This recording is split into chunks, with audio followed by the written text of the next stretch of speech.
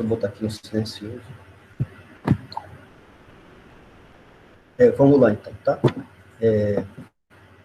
Bom, iniciando aqui a segunda parte da disciplina, falar sobre técnicas de biologia molecular, tá?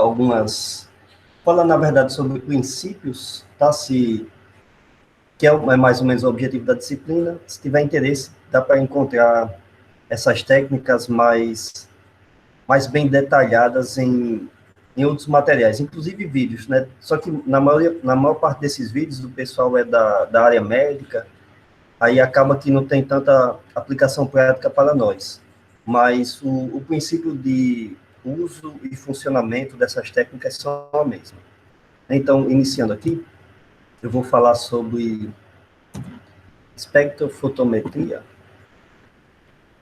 que na verdade, é um método bem comum, muito utilizado em diversos laboratórios, inclusive nossos lá do departamento, do nosso departamento, então tem muito laboratório com esse equipamento. Ele é uma técnica relativamente simples, que se baseia em que qualquer substância química, ou ela pode transmitir ou refletir alguma radiação luminosa, né? Ou radiação eletromagnética, para ser mais preciso. Então, o princípio é basicamente o seguinte: faz uma solução com qualquer substância química, coloca no equipamento chamado espectrofotômetro, e daí ele emite um feixe de luz que vai ter um comprimento de onda específico, tá? Lembrando lá que a luz ela varia, a quantidade de energia da luz varia de acordo com o comprimento de onda. Quanto menor o comprimento de onda, maior a quantidade de energia. Mas para nós aqui, o importante é que substâncias químicas, elas absorvem comprimentos de ondas diferentes.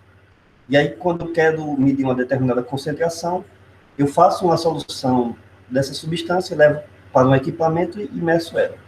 O princípio é bem simples, né? Quando eu tenho uma substância pura dissolvida em qualquer solvente, se eu sei qual é a onda que ela vai absorver mais luz, eu vou regular isso no equipamento, e aí eu vou comparar o que eu estou querendo medir com um determinado padrão e vou obter uma resposta.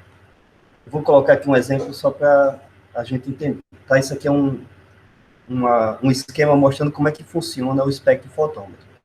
Então, ele é um equipamento relativamente pequeno, tem uma fonte de luz, em que essa fonte de luz, ela com certeza vai emitir em diversos comprimentos de onda, tanto na faixa do visível, que é o que nós conseguimos enxergar, porque nós temos nos nossos olhos fotorreceptores para isso, e também em outros comprimentos de onda.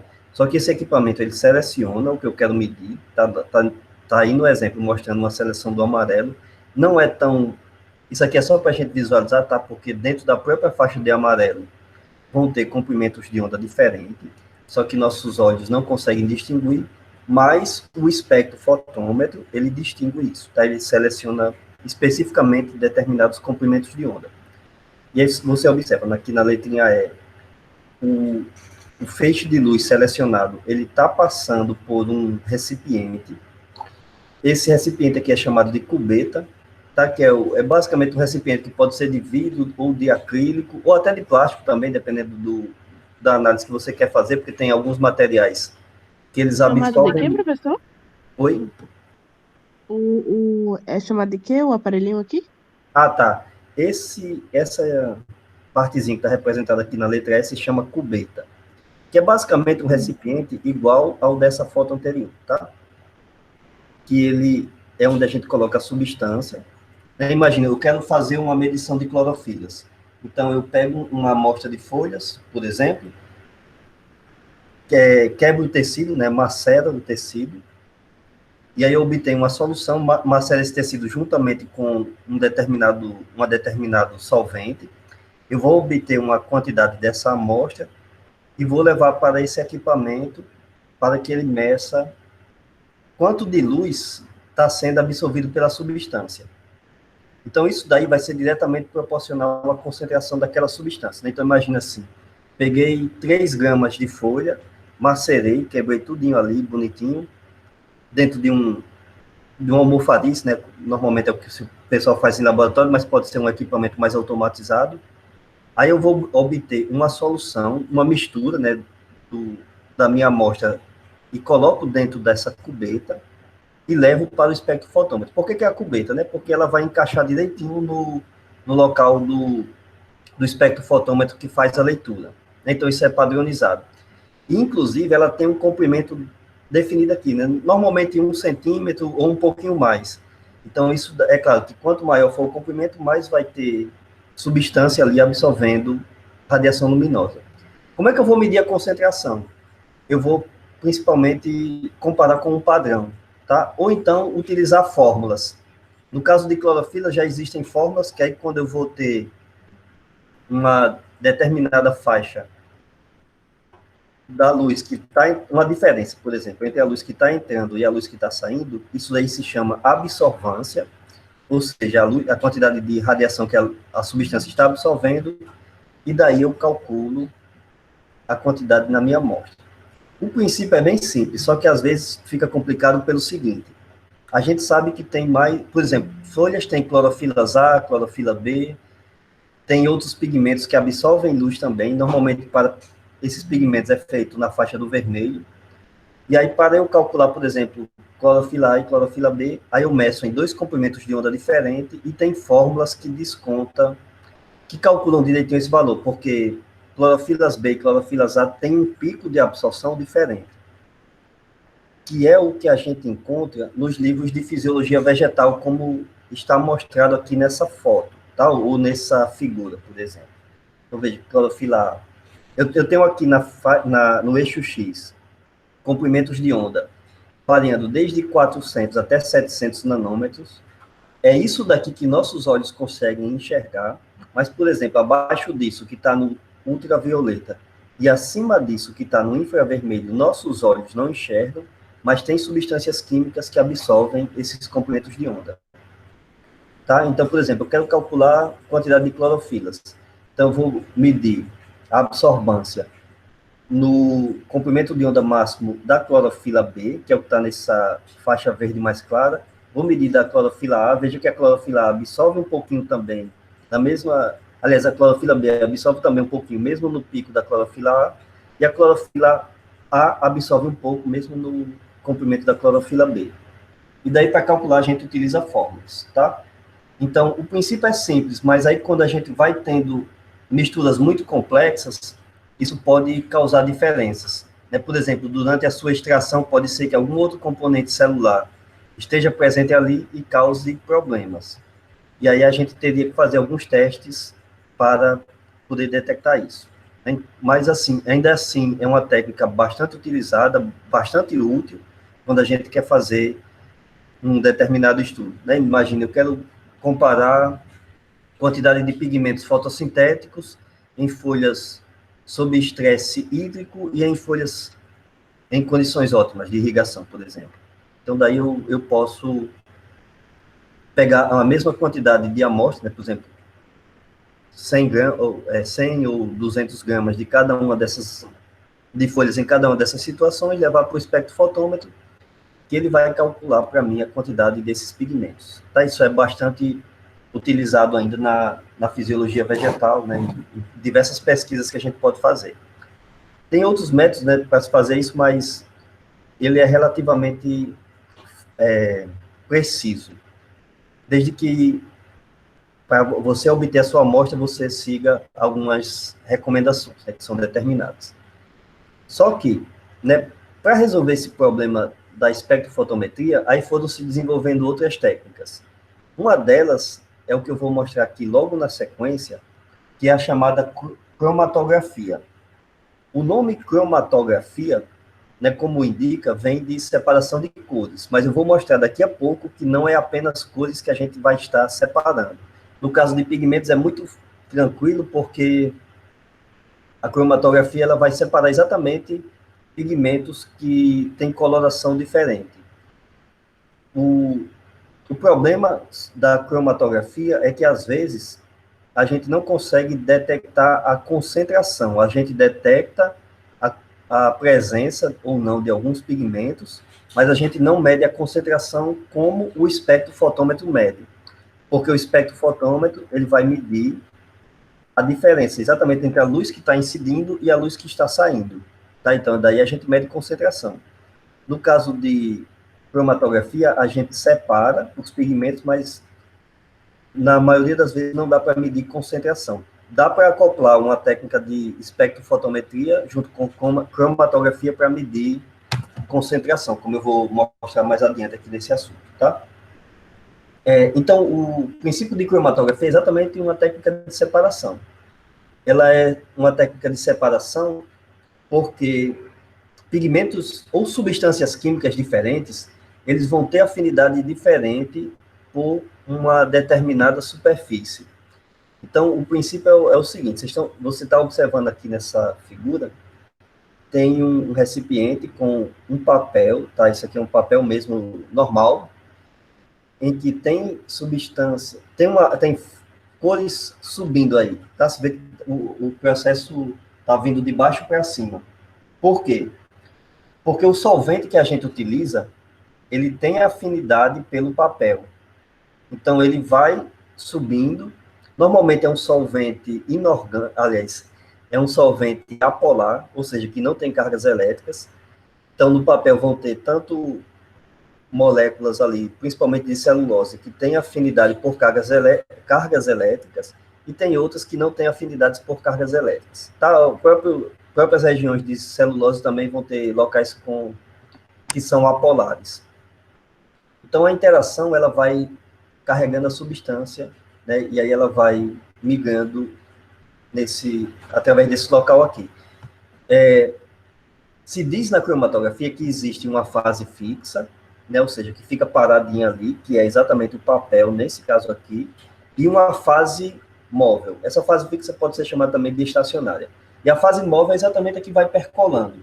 Ela pode ser feita tanto no sentido de baixo para cima, e aí o que faz com que o solvente se movimente é a afinidade dele com o papel, ou pode ser de cima para baixo também. E aí o que faz com que o solvente se movimente é tanto a afinidade quanto a gravidade também. Tá? Então, na cromatografia, qual que é o princípio, né, de funcionamento da cromatografia? É que substâncias diferentes, elas vão ter afinidade diferente, tanto pela fase estacionária, quanto pela fase móvel. Porque a fase móvel é a parte que está percolando ali. Então, isso aqui está um exemplo de uma cromatografia em coluna, que eu vou mostrar daqui a pouco, mas o princípio é o mesmo do funcionamento lá do papel. Então, eu coloco aqui em cima uma mistura de substâncias, tá? Eles colocaram aqui como se fosse uma mistura de pigmentos, juntamente com o solvente, e a fase estacionária aqui é algum material químico que está colocado ali no interior da coluna. Então, os pigmentos, eles vão se separando. Por que que se separam? Porque alguns pigmentos têm mais afinidade pela fase móvel. Consequentemente, eles se movimentam mais rapidamente. Tá, observe aí, o amarelo está lá embaixo. Por quê? Porque ele tem mais afinidade pela fase móvel. O azul, ele está mais atrás. Por quê? Porque ele tem mais afinidade pela fase estacionária do que pela fase móvel. E daí, consequentemente, a gente vai separando. Tá? Então, imagine lá aquele problema de detecção de pigmentos fotossintéticos. A clorofila B e a clorofila A vão ter afinidades diferentes pela fase estacionária e pela fase móvel também. Então, à medida que elas vão se separando, eu posso detectar o que vai saindo aqui dessa coluna e vou medir essa quantidade, porque inclusive ela vai pingando aí, tá? A fase móvel vai saindo, né, juntamente com o pigmento que eu quero separar, e ele vai... E aí eu vou coletando e levando para o espectrofotômetro para fazer esse tipo de análise, tá? Então, aí eu tenho a separação qualitativa, que eu separo de acordo com a quantidade ou não de algum desses pigmentos, nesse caso aqui, e eu vou ter depois a determinação quantitativa em espectrofotômetro. Para clorofilas, como eu falei, não precisa se fazer isso, porque tem fórmulas em que já se calcula para clorofila A e clorofila B, carotenoides e outros pigmentos fotossintéticos. Então, a gente já pode fazer isso diretamente no espectrofotômetro. Para algumas substâncias, não, a gente precisa separar elas, e aí a gente pode acoplar ao espectrofotômetro alguma técnica de cromatografia. Então, o princípio de cromatografia é isso. Substâncias que têm afinidades diferentes, tanto com a fase estacionária quanto com a fase móvel, vão se mover em velocidades diferentes. Então, daí a gente vai ter uma separação.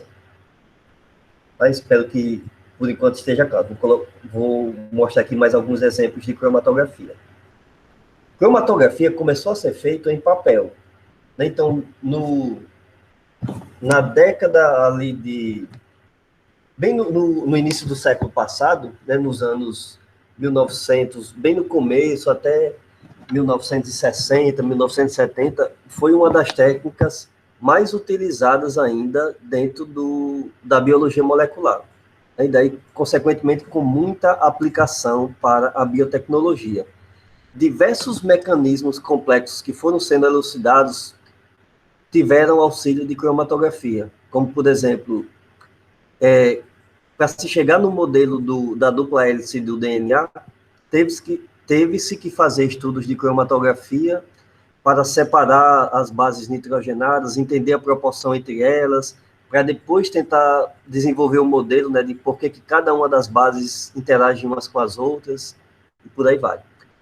Eu vou mostrar daqui a pouco que o ciclo de Calvin-Benson, que é muito discutido na fisiologia vegetal, que a gente estuda muito na parte de fotossíntese, ele foi elucidado também através de técnicas de cromatografia. Então, aqui bem à direita, tem os tipos de cromatografia que foram inicialmente mais utilizados. E aí aqui a gente vai ter uma separação entre cromatografia planar, que foram as primeiras técnicas a serem desenvolvidas, e cromatografia em coluna.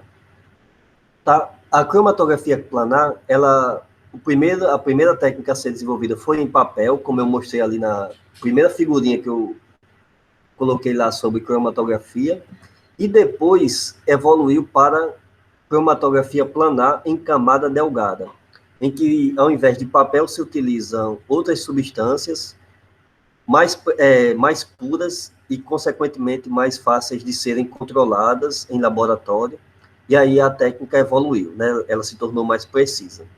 Mas a cromatografia, ela pode ser feita em coluna também, e aí eu vou colocar vários exemplos para ficar claro isso aqui. A cromatografia em coluna, ela pode ser líquida, tá? E ela pode ser gasosa também. Essa do fluido supercrítico, ele é menos utilizado, mas ela é extremamente precisa também, porque ela envolve a passagem de fluidos que estão acima do seu ponto de ebulição, tá? Então, eles acabam sendo mais difíceis, tá? É um equipamento mais caro, mas que é extremamente preciso também. Alguns laboratórios utilizam isso. Por enquanto, hoje eu vou colocar exemplos aqui de cromatografia planar e em coluna, só não vou falar do fluido supercrítico em coluna, porque ainda não é tão utilizado dentro da biotecnologia vegetal, mas o princípio de funcionamento é o mesmo, tá? As substâncias vão ser separadas de acordo com a afinidade que elas possuem pela fase móvel e pela fase estacionária, tá? Então, como aqui é mais uma explicação sobre os princípios de funcionamento de cada uma dessas técnicas, não precisa se preocupar, por enquanto, tanto com a cromatografia em coluna de fluidos supercríticos. Bom, então vamos lá, tá? Vou colocar aqui alguns exemplos. Iniciando pela cromatografia em papel, que eu já mostrei mais ou menos como é que funciona naquele exemplo anterior. Isso aqui é um exemplo de cromatografia em papel para separação de pigmentos fotossintéticos. Tá? Observe que na figura que está mais à esquerda, existe um papel colocado aqui suspenso, né? Pode ser de qualquer forma, aqui está sendo suspenso por um gancho. E aí ele está em contato com um solvente que contém exatamente a mistura de pigmentos que eu quero separar. Então, daí o solvente ele vai subindo, porque ele tem afinidade pelo papel. Normalmente é um solvente mais apolar do que o próprio papel. O papel, ele fica impregnado por água, tá? Porque a água vai ter água, quimicamente a água não tem cargas elétricas, mas ela possui cargas residuais, tanto positivas quanto negativas. Então daí ela vai ficar impregnada no papel e qualquer pigmento que tenha cargas elétricas, ele vai ter mais afinidade pela água que está em contato com o papel. E o solvente que tem, aliás, e o pigmento que tem menos cargas elétricas, ele vai ter mais afinidade pelo solvente apolar, né? Ou solvente mais apolar, que tem menos cargas elétricas, que é o que está subindo aí no papel em contato, no papel impregnado por água.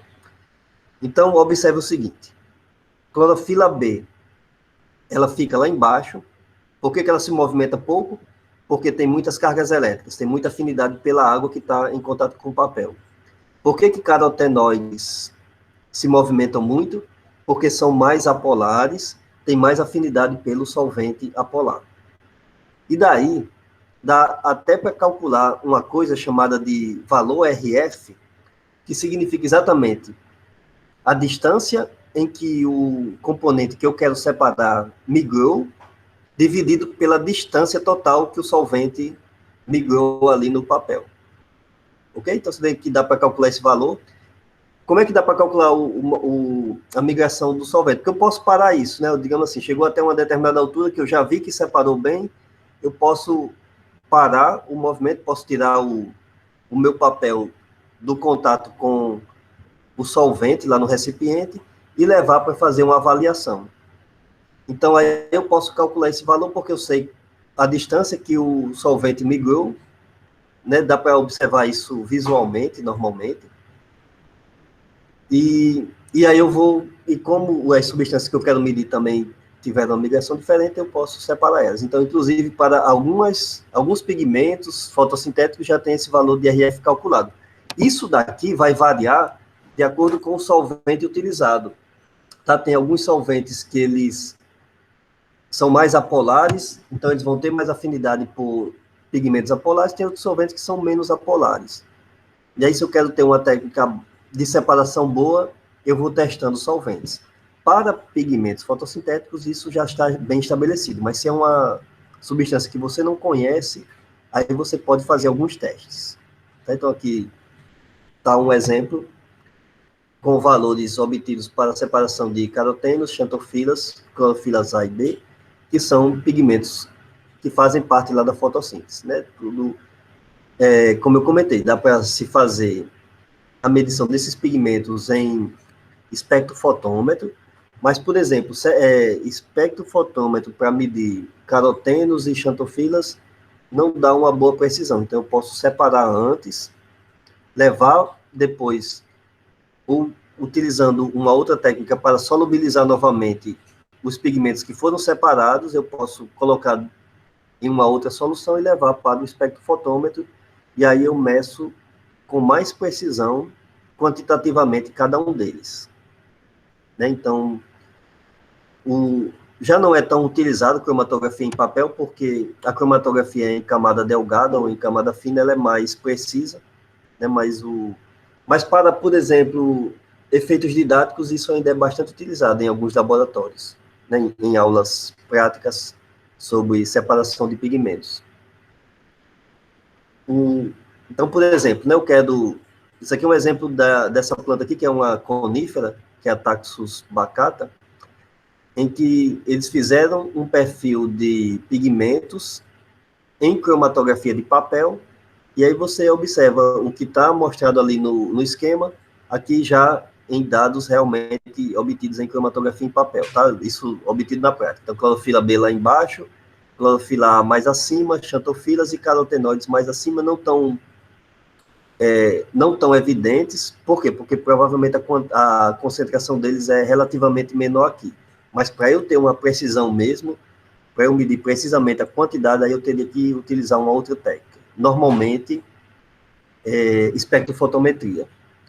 E o princípio é o mesmo, né? Então, aqui tem o solvente, eu posso aplicar aqui na figura esquerda, tá? Então, você está observando que tem amostras diferentes, cada uma subindo, E aí, a composição dessas amostras, às vezes a gente imagina que é uma mesma coisa, isso é muito utilizado na indústria química, né? Então, às vezes eu tenho substâncias que têm uma determinada coloração, mas eu não sei exatamente quais pigmentos fazem parte ou contribuem para aquela coloração. E aí eles utilizam em cromatografia de papel e conseguem separar. Inclusive, você pode fazer isso com tintas de canetas, tá? Só por curiosidade, você pode utilizar um determinado solvente orgânico, pode ser acetona, pode ser etanol, né? E aí você faz ele aplica em um determinado papel uma quantidade de tinta dessas canetinhas ou até de canetinhas de hidrocor e observa a migração e a separação dos pigmentos ali, tá? Mas aí isso só tem interesse de dado. Para plantas você observa aqui, né? A separação de pigmentos fotossintéticos. Veja que a coisa não é tão precisa porque o papel ele não é homogêneo, porque o objetivo do papel não é ser utilizado em uma técnica de laboratório, é ser utilizado na prática, né, para a gente utilizar para diversas finalidades, mas ele consegue separar. Só que aí não é tão preciso. Vai ter locais ali do papel em que os pigmentos vão se movimentar mais do que outros, né? Veja esse formato em M aqui, porque tem alguns locais em que o solvente ele tem menos afinidade pelo papel, aí ele se movimenta mais, ou seja, ele tem mais afinidade pela fase móvel, e tem outros em que ele vai ter mais afinidade pelo papel. Porque tem essas variações mesmo, né? Não é um material muito homogêneo. Por isso, né, que vem depois a cromatografia em camada fina. A cromatografia em papel, como eu comentei agora há pouco, teve uma importância muito grande na elucidação do ciclo de Kelvin-Benson. Por quê? Tá? Porque era o que os pesquisadores tinham disponíveis naquele momento. Se eles tivessem uma técnica de biologia molecular mais precisa, eles teriam utilizado a técnica mais precisa. Mas, naquele tempo, a técnica de papel era mais fácil, né, de se obter em laboratório, e aí eles foram elucidando todos os componentes do ciclo de Kelvin-Benson pela cromatografia em papel. Só que eles utilizaram uma variação disso que eu mostrei, que é a chamada cromatografia em 2 dimensões, em papel também. Como é que é isso, tá? Para a gente entender é o seguinte, é bem simples, o princípio de funcionamento é exatamente o mesmo. Observe aí na figura A, se coloca uma quantidade de mistura, que está colocada aqui à direita no papel, à direita e abaixo, e coloca esse papel em contato com um solvente. Esse papel aqui ele já está impregnado com água. Tá? A água vai ser a fase estacionária, nesse caso, que está em contato com o papel. Então, daí, o solvente ele vai subir e vai separar algumas substâncias. Nesse caso aqui, são pigmentos que estão sendo separados. Né? Algumas horas depois, eles vão migrar com velocidade diferente, porque alguns deles vão ter mais afinidade pela fase estacionária, alguns outros vão ter mais afinidade pela fase móvel. Mas observe o seguinte, após algumas horas, tem uma sobreposição de pigmentos, ou seja, não dá para separar bem aqui. Como é que eu faço para ter uma resolução melhor disso? Aí, esse papel aqui, que foi obtido na figura B, ele é virado num ângulo de 90 graus, tá? Vai ser exatamente nesse sentido aqui da esquerda para a direita. Deixa eu...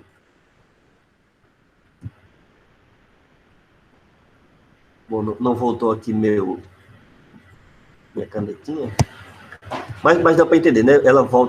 Ele vai ser virado aqui da esquerda para a direita. Então, nesse caso aqui, né?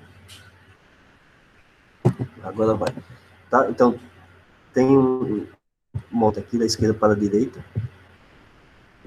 Então, aí, a manchinha que estava aqui do lado direito, ela agora vai passar para o lado esquerdo, tá? Depois que virou o papel.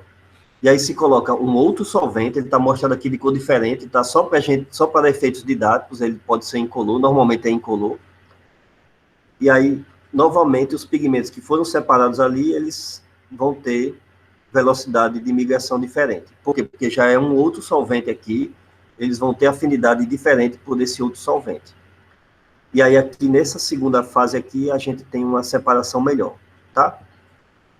Eu espero que esteja claro o princípio do funcionamento da cromatografia em 2 dimensões.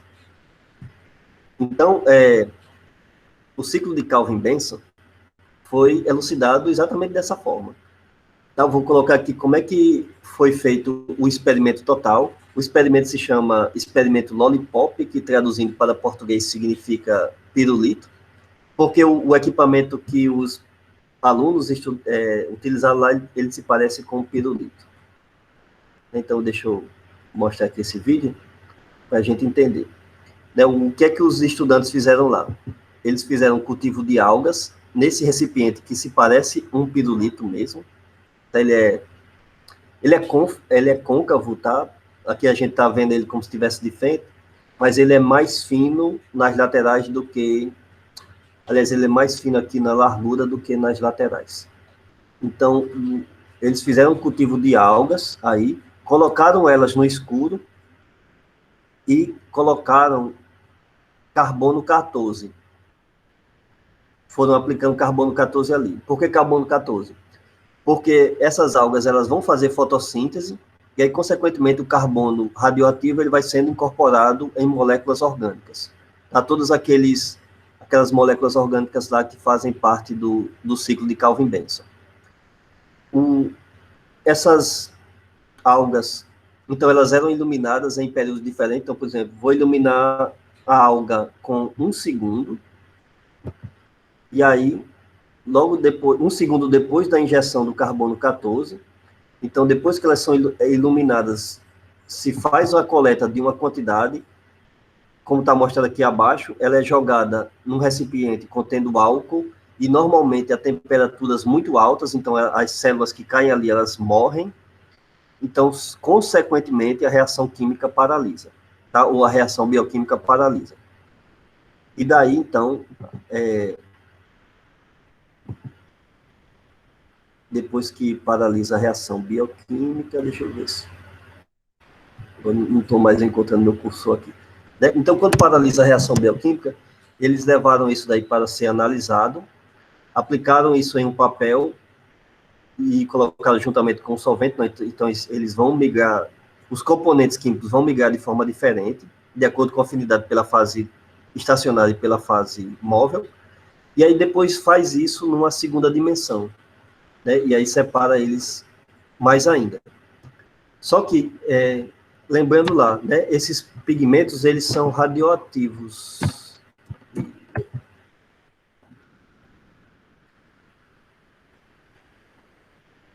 Deixa eu botar isso aqui de novo.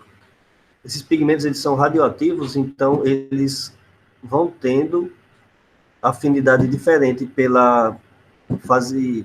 Aliás, eles são radioativos e não dá para visualizar isso a olho normal, tá? A gente não consegue enxergar isso. Mas como eles foram aplicando carbono radioativo, então eu posso fazer depois uma medição para onde está indo o carbono radioativo. Então, após a colocação das substâncias na segunda fase na segunda dimensão, depois que ocorre, né, toda a segunda dimensão da cromatografia em papel, esse papel ele é colocado em contato com um filme radioativo, bem parecido com aqueles que a gente vê em locais que fazem imagem de raio-x, e daí, então, dá para se detectar para onde estão indo cada uma das substâncias. Tá? Por quê? Porque são várias reações bioquímicas que estão acontecendo, mas para a gente saber para onde está indo cada uma delas, eles queriam saber só a partir de cada tempo da aplicação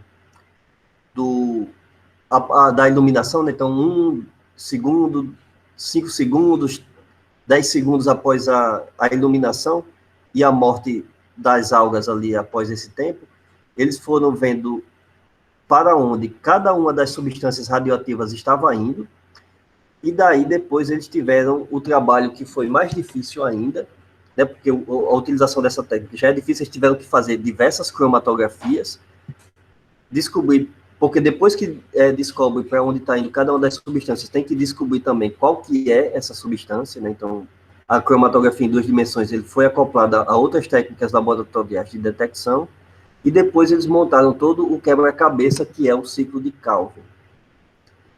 Eu chamo sempre de ciclo de Calvin-Benson porque foram 2 alunos que fizeram isso, tá? Foi Benson e Basham. Basham não quis ter a participação no nome da técnica, mas quem recebeu o prêmio Nobel foi Calvin, que era o orientador deles, né? Então, eles, hoje, para tentar se fazer justiça, né, se colocam o ciclo em homenagem a pelo menos um dos estudantes, né, que teve uma colaboração muito efetiva, tanto na utilização das técnicas, quanto na elucidação de todas as reações bioquímicas que estavam acontecendo ali. Tá, mas isso eu comento mais em detalhe lá em fotossíntese, né? Lá em fisiologia vegetal, quando eu falo sobre fotossíntese. Aqui o importante para a gente é a gente entender as técnicas, tá? Não se preocupe com o ciclo de Calvin, ou ciclo de Calvin-Benson, né, para ser mais justo. Então, a cromatografia em papel em 2 dimensões, apesar de não ser uma técnica mais utilizada hoje em laboratórios, quando se quer ter precisão, mas ela teve uma contribuição extremamente importante dentro da fisiologia vegetal. Tá? Um dos ciclos mais importantes que daí depois possibilitou diversas descobertas dentro da fisiologia foi obtido utilizando-se essa técnica. E aí a cromatografia em camada delgada, que, como eu falei, tem o mesmo princípio da cromatografia em papel, com a diferença de que se utiliza sílica gel, óxido de alumínio ou celulose pura, tá? Já diferente lá do papel, né, que tem algumas misturas. Então, nesse caso aqui, a substância que vai passando pela camada delgada, ela vai ser separada com mais precisão, porque é um material mais puro que está sendo utilizado. Quando se utiliza cada um deles, depende do tipo de substância que você quer separar. Tá? Mas ela é uma técnica mais precisa que ainda hoje é utilizada em muitos laboratórios. Nesse caso aqui, a fase estacionária é uma substância sólida, que aí vai ser tanto a sílica, gel, óxido de alumínio ou a celulose. No caso da cromatografia em papel, a fase estacionária, apesar de que nem sempre a gente tem essa noção, mas é a água, ou seja, uma substância líquida, porque é a água que entra em contato com o papel e depois é ela quem faz com que as substâncias migrem com velocidade diferente.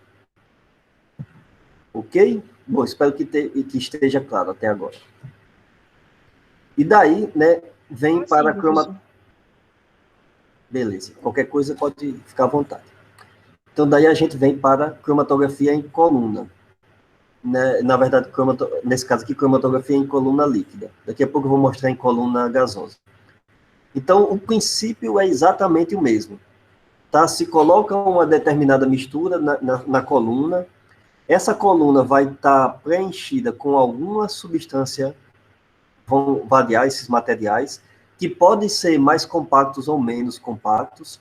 A gente pode variar isso durante o preparo da coluna. Se eu quero uma coluna mais compacta, eu aumento a concentração da fase estacionária. Se eu quero uma menos compacta, eu diminuo. Por que eu vario isso? Porque isso vai variar também de acordo. E daí se aplica, então, a amostra, né? A amostra, no esquema que ela está sendo colocada em preto, ela vai migrar um pouco pela fase estacionária, né? Ela vai ter alguma afinidade pela fase estacionária, e em seguida vão sendo colocados solventes. E aí, à medida que o solvente vai passando, algumas substâncias que vão tendo mais afinidade pelo solvente vão saindo primeiramente. As que têm menos afinidade pelo solvente vão tendo o seu movimento retardado. Então, veja aí, né, passo 2, passo 3. E aí, o interessante da cromatografia em coluna é que a gente vai coletando amostras. Então, depois do que eu for coletando, eu posso levar para uma técnica quantitativa. Então, por exemplo, eu posso acoplar isso daqui para uma análise em espectrofotômetro e eu vou ver, né, quantitativamente quais substâncias estão sendo separadas. Quando é uma substância de cor, isso é muito tranquilo, né? Porque aí a gente consegue visualizar a separação. Quando é uma substância que é incolor para nós, aí a gente tem que fazer testes, tá? Você vai ter que medir o tempo de saída, vai coletando, vai levando para o espectrofotômetro, vão ter alguns recipientes que não vão coletar nenhuma das substâncias que você quer analisar, e vão ter outros que vão coletar, né? Então, faz uns testes preliminares para observar como é que está sendo o tempo em que o seu material passa ali pela sua coluna, né? E daí a gente consegue separar e consegue quantificar também. Se quiser apenas separar, né, faz apenas em coluna líquida. Eu trabalhei com essa técnica para separação de proteínas, para separação de algumas enzimas que fazem parte do metabolismo de açúcares. Então, para eu detectar se eu estava ou não separando essas enzimas, eu tinha que fazer uma reação enzimática depois. Eu a reação enzimática é bem tranquila, né? Você coloca os substratos da enzima, observa se ela está produzindo o produto. Então, algumas vezes eu não iria ter produção de nenhum produto, ou seja, porque não saiu nenhuma da enzima de meu interesse ali. Em algumas outras vezes eu vou ter uma reação bioquímica, né? Ou seja, eu consegui coletar a minha enzima. Isso é muito interessante porque muitas vezes a gente quer analisar algumas proteínas e que elas são o próprio tampão, quando a gente tem de isolamento delas, inibe a atividade bioquímica delas. Então, aí eu tenho que separar a enzima do tampão, né? Pode-se utilizar uma coluna para isso, e daí a gente facilita a técnica depois, tá? Bom, então, continua sendo uma técnica de separação, tá? Tenha sempre isso em mente. Cromatografia é uma técnica de separação bastante útil, bastante utilizada, mas que, quando a gente quer quantificar alguma coisa, a gente tem que acoplar ela a algum outro método de detecção. E daí a cromatografia líquida em coluna, ela evoluiu para a cromatografia líquida em coluna de alta eficiência, que normalmente os alunos utilizam em laboratórios chamando de HPLC, tá? Da sigla em inglês, mas é basicamente cromatografia líquida em coluna de alta eficiência. Por que é de alta eficiência? Porque o processo ele é todo automatizado, o princípio de funcionamento é exatamente o mesmo, né? Então, observe, tem uma coluna cromatográfica aqui, mostrado bem na parte central da figura. Tem o solvente, que eu quero que passe pela coluna. Normalmente, essas colunas, elas são muito compactadas, são formadas por materiais muito finos, e daí, então, não daria para fazer aqui com o efeito da gravidade, porque ela é tão compactada que o solvente simplesmente não iria conseguir passar ali, e, consequentemente, a amostra também não. Então, daí, nesse caso, a gente tem que ter uma bomba aplicando pressão ali, tá? Para que a substância passe pela coluna cromatográfica. Mas o princípio é exatamente o mesmo. Dentro da amostra que eu apliquei, aquelas substâncias químicas que têm mais afinidade pela coluna vão demorar mais tempo para passar, e aquelas outras que têm menos afinidade vão demorar menos tempo. Ou seja, que tem menos afinidade pela coluna e mais afinidade pelo solvente que está passando ali. Então, eles vão migrar de forma mais rápida. Vai saindo material do outro lado da coluna e ele depois é acoplado a um detector, que pode ser um espectrofotômetro ou pode ser algum outro detector, né, de substâncias químicas. E depois que esse detector mede ali a quantidade que está saindo, esse material é analisado, normalmente isso é ligado a um computador para análise dos dados que estão saindo, e o resíduo é descartado. Tá? Veja que o princípio é o mesmo, é apenas uma evolução da técnica, mas o princípio de separação é o mesmo, só que aqui, como já está acoplado ao detector, a gente tem tanto uma análise qualitativa, então eu separo bem o que eu quero analisar, quanto quantitativa, porque o detector ele mede exatamente a quantidade ali. Então, imagina, eu coloquei uma amostra de folha ali, preparei, minha amostra, quebrei ela, todas as células ali, né, determinado recipiente contendo um solvente, apliquei essa amostra e quero ver a quantidade de substância que tem ali. Quanto de sacarose, quanto de glicose, posso medir pigmentos também, posso medir outros compostos químicos, né? Que isso tudo vai sendo analisado.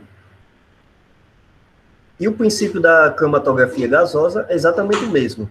Tá? Só que a cromatografia gasosa, ela normalmente é utilizada para substâncias menores, que são substâncias que normalmente são voláteis, né? Então, isso é muito utilizado dentro da fisiologia de plantas para a detecção do hormônio vegetal etileno, que é um hormônio gasoso.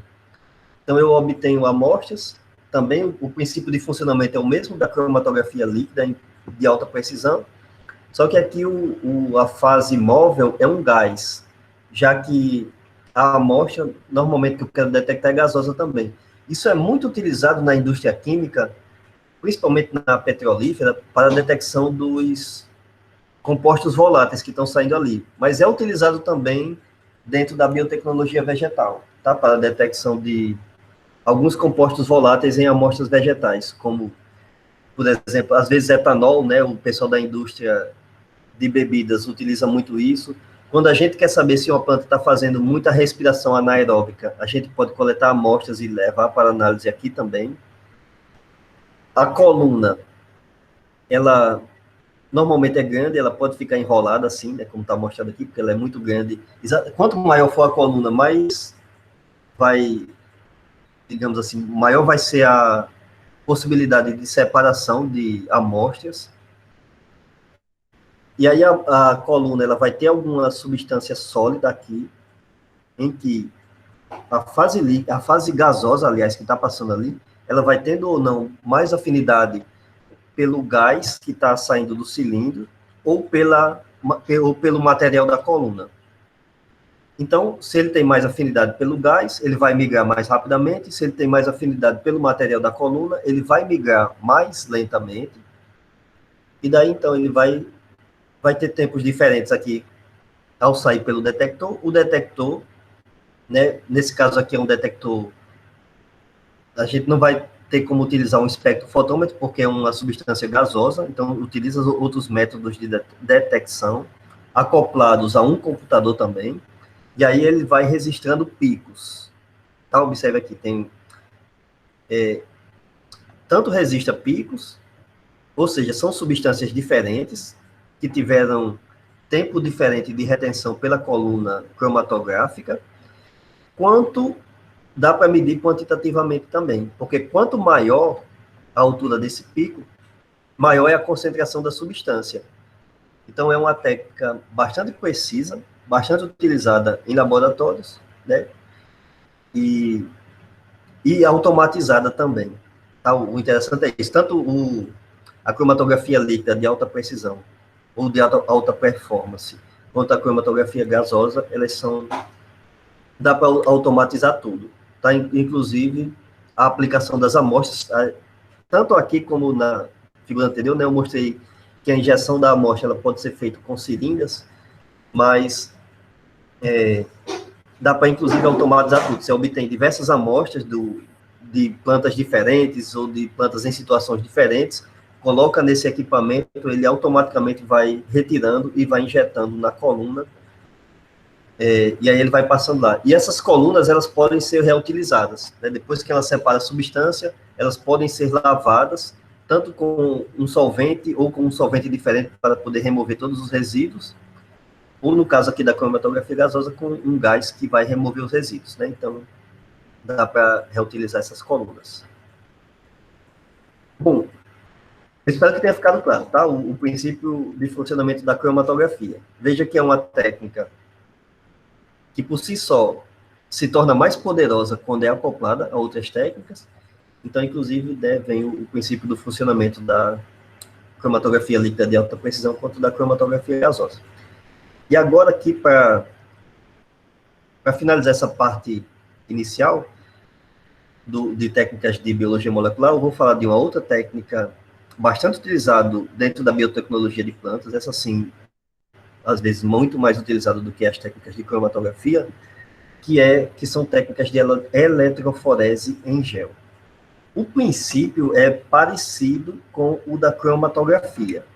Só que no caso de eletroforese, eu estou separando partículas de acordo com potenciais elétricos. Tá? Então, tem substâncias químicas que vão migrar para polos diferentes, tanto positivos quanto negativos, de acordo com a aplicação de uma corrente elétrica. Então, aqui não é a aplicação de um fluxo de um solvente pela coluna. É a aplicação de um potencial elétrico para fazer com que as substâncias migrem para polos diferentes. Muitas vezes, a eletroforese ela é feita de forma com que todas as substâncias a serem separadas fiquem com a mesma carga elétrica. É o que normalmente é feito, tá, em laboratórios. Se coloca um tampão contendo uma substância que faz com que, por exemplo, eu quero separar proteínas por eletroforese, a gente sabe que proteínas em alguns aminoácidos vão ter cargas positivas e em outros vão ter cargas negativas. Mas eu quero, para que a separação seja mais precisa, dependendo do meu objetivo, que todas elas sejam separadas de acordo com cargas elétricas. Então, daí, nesse caso, eu posso aplicar uma molécula, um composto químico que faz com que todos eles adquiram a mesma carga. Então, normalmente se faz isso para que todos fiquem com cargas negativas, e aí, consequentemente, todas elas vão migrar para o polo positivo. E daí, a separação, então, ela vai ser feita de acordo com o tamanho, tá? Porque se todas têm a mesma carga elétrica, da mesma, se todas têm a mesma carga elétrica, né, então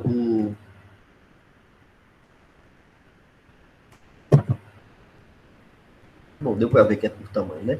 Então, se todas têm a mesma carga elétrica, a diferença, por que umas migram mais rapidamente para o polo positivo do que outras? Porque algumas são maiores do que outras, tá? Então, daí, o princípio de separação é pelo tamanho. O gel, ele é uma substância, é parecido com aquela gelatina mesmo, que a gente prepara em casa, tá? Ela forma uma rede de ligação entre substâncias ali, né? Bem parecido com a rede que a celulose faz na parede celular. Então, moléculas de proteínas grandes, elas vão ficando mais retidas por essa rede, elas têm mais dificuldade de se movimentarem. E moléculas menores vão migrando mais rapidamente. Tá? Então, normalmente, a eletroforese, quando é feita tanto para proteínas quanto para DNA e RNA, ela separa fragmentos pelo tamanho, porque todos eles vão adquirir a mesma forma. Se a gente quer separar por formato, aí a gente não aplica, a gente não desnatura as proteínas, porque normalmente quando se quer separar proteínas, a gente desnatura elas, né? Ou seja, tira das estruturas em 2 e 3, ou às vezes 4 dimensões, né, das proteínas, e separa apenas por tamanho. Quando a gente não quer desnaturar proteínas, aí a gente pode separar também pelo formato, mas utiliza um tampão diferente. Não é o mais utilizado, tá? O mais utilizado é pela separação por tamanho mesmo. Então, aqui tem um detalhe de funcionamento exatamente da eletroforese em gel, tá? Normalmente se utiliza essa substância aqui, que é o SDS,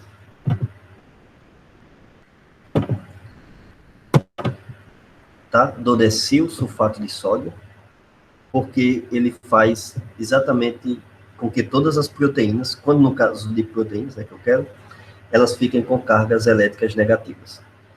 E daí, então, as amostras podem tanto ser aplicadas em um gel que está na vertical, quanto na horizontal. Tá? No esquema anterior eu mostrei na horizontal. Por quê? Porque aqui a gravidade não tem importância. O importante aqui é diferenças de cargas elétricas. Vai ter um polo negativo e vai ter um polo positivo. Então, isso daqui é um detalhe da rede porosa que se forma no gel. Então, a gente aplica uma mistura de proteínas, Aquelas que são menores vão passar com mais facilidade por esse gel poroso. Aquelas que são maiores vão demorar mais tempo. Normalmente, a gente vai visualizando, tá? Quando se aplica a amostra, se aplica algum corante também aqui, que permite a visualização da migração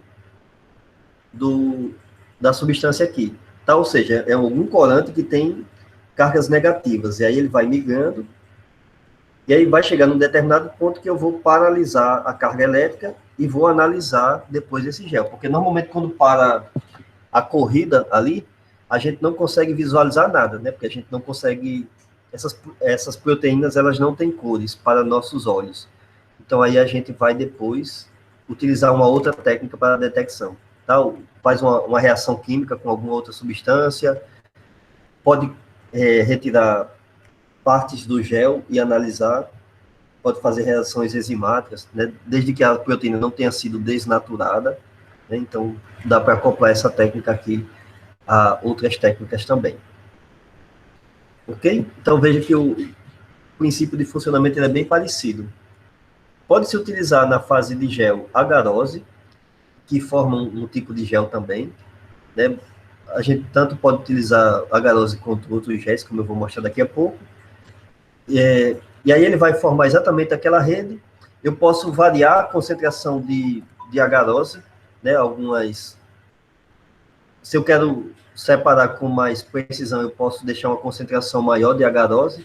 Se eu quero separar com... Se são substâncias, são proteínas, por exemplo, mais fáceis de serem separadas, posso utilizar uma concentração menor de agarose, ou seja, os poros vão ficar maiores, ou menores, se eu utilizar uma concentração maior. E daí isso vai permitindo uma diferença na separação. Quando eu vou utilizar um ou outro, isso vai depender do seu objetivo, tá? Você pode fazer testes preliminares ou pode utilizar protocolos que já foram desenvolvidos por outros pesquisadores. E a variação disso é a eletroforese em gel de poliacrilamida, que ele é formado pela combinação de dois compostos químicos, que é a acrilamida e bisacrilamida, em proporção diferente. Aí isso produz uma rede chamada de poliacrilamida, que é exatamente essa rede que está mostrada aqui. Parecida com aquele primeiro esquema lá da eletroforese que eu mostrei, tá? Então, é uma rede que conecta diversas substâncias diferentes, deixa ali a fase gasosa, né, acontecendo, e, aliás, deixa a fase gasosa não, né, deixa a fase gelatinosa ali, formada. Então, as proteínas, elas vão tendo, se o poro é muito grande, elas vão passar com mais facilidade, se o poro é muito pequeno, elas vão passar com menos facilidade. Observe que se você deixar o poro muito pequeno, algumas proteínas simplesmente não vão conseguir migrar, né? Então, a sua eletroforese não vai funcionar. Então, a gente tem que adequar isso, né, de forma que possa realmente separar proteínas no gel de poliacrilamida. É o mesmo princípio lá do gel de agarose. E a variação da eletroforese em gel é a eletroforese bidimensional.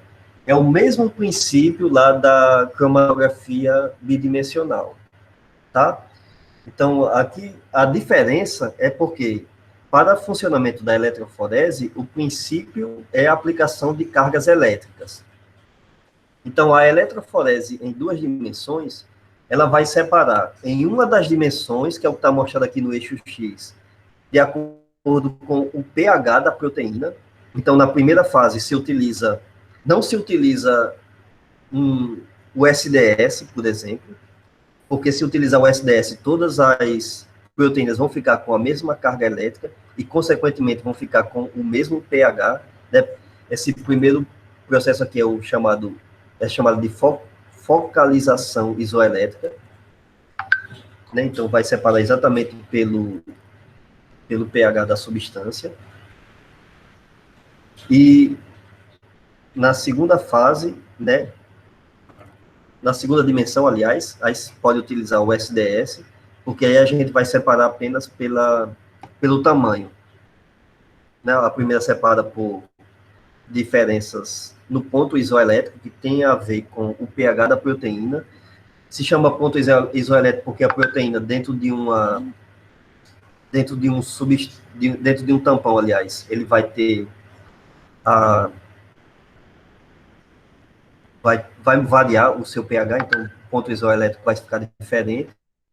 E aí, né, quando aplica a segunda dimensão, que é exatamente o princípio que eu acabei de funcionar, se separa melhor. Então, isso é um exemplo de uma eletroforese bidimensional, né, em que ocorreu a separação bem maior. Se eu fizesse isso daqui apenas a separação do gel utilizando SDS, eu teria uma separação bem menor do que o que eu obtive aqui. Então, a gente pode pegar uma amostra de tecido vegetal e analisar diversas proteínas presentes ali, né, separando elas muito bem. Por exemplo, eu posso coletar uma amostra de folha em situação de estresse e em situação de não estresse e observar se estão surgindo alguns pontinhos na situação de estresse que não existiam na situação não estressante, ou vice-versa, né? Se existiam apenas na situação não estressante e estão começando a surgir na situação de estresse. E em seguida, eu vou tentar descobrir quais são essas proteínas, né? Por que algumas proteínas são formadas apenas na situação de estresse, né? Então, é uma técnica que possibilita, em seguida, fazer esse estudo. É claro que vão ter estudos sequenciais. Tá? Então, esse é o princípio, né, nesse esquema que está mostrado, o princípio básico de funcionamento da eletroforese bidimensional. Faz-se a focalização isoelétrica, e aí o ponto isoelétrico ele vai variar de acordo com as proteínas. Normalmente isso é feito em uma camada mais fina do gel, né, de um gel diferente, e depois se pega esse gel e coloca em um gel que pode ser de poliacrilamida, que normalmente é o mais utilizado juntamente com SDS, e aí se separa melhor essas proteínas, né? Então aí daqui a gente vai ter a segunda dimensão da eletroforese bidimensional. Ok? Bom, eu espero que tenha ficado claro, né? Nem sempre a gente consegue visualizar isso com tanta rapidez, né? Quando a gente está fazendo ali aliás, quando a gente vai iniciar o trabalho em laboratório, mas parar aqui a apresentação. Mas eu espero que pelo menos os princípios tenham ficado claros, né? E aí, como eu falei, quando a gente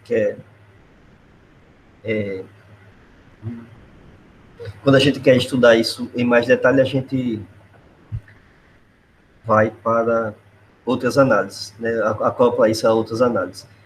E o objetivo aqui dessa aula é exatamente introduzir esses métodos, né? Então, quando você quiser for trabalhar com isso, né? Eu imagino que é o objetivo, né? Para quem faz aqui a disciplina, né? Dá para tentar se aprofundar nesse assunto.